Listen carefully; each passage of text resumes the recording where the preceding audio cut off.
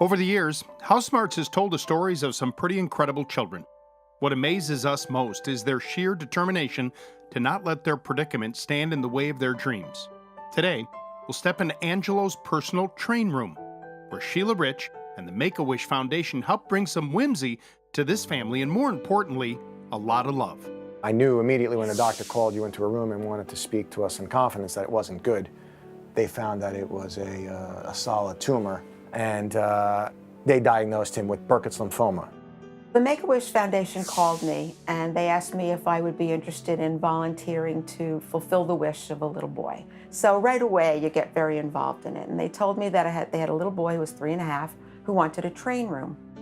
It's funny because when he was like 2.5 years old, he was obsessed with Thomas the Train.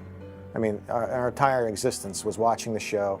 And when he was about 2.5, I pulled out a couple of my old Lionels that I just had laying around, and I showed him one, and he was enthralled with it. He was like, oh my God, this was so cool. And he would, put it in circulation with his Thomas trains. And one day I turned it on, and he almost fell over. So they made an appointment for me to meet the family and come to the house and meet the little boy, Angelo.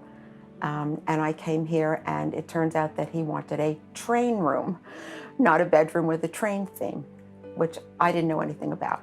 But I was certainly going to find out how to do it for them because I felt like they deserved it. They had been through a lot.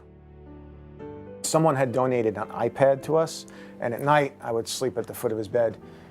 And before going to sleep, we'd look at train sets on the iPad. Oh, Dad, I like this. Ooh, Dad, that's cool. Oh, Dad, that's a nice setup. I like that tunnel. I like that bridge. And I had told him, Daddy's going to make that room upstairs. That's nothing but a closet currently. We're going to dedicate that to a special train set for you. So he was very excited to get home. He couldn't wait to get out of there because he knew that when he got home, he was going to have something special.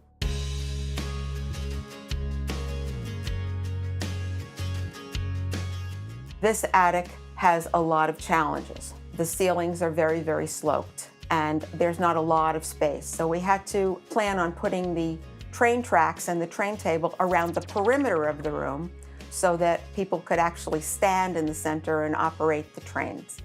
Angelo's father knows a lot about trains, so he had a lot of good ideas, as did the contractor who volunteered his time.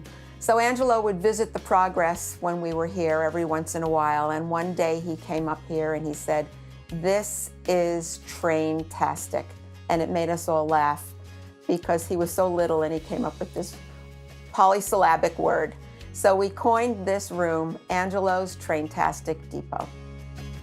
We planned the design so he wouldn't outgrow it. We didn't want a child's room, but we didn't want a room that was inappropriate for a child. So that was the challenge. So we did it with primary colors, which are very, very happy and cheerful at any age. The yellow, the green, the blue, and the red all have healing properties, and that was important because that was the purpose of this room anyway, to create a healing.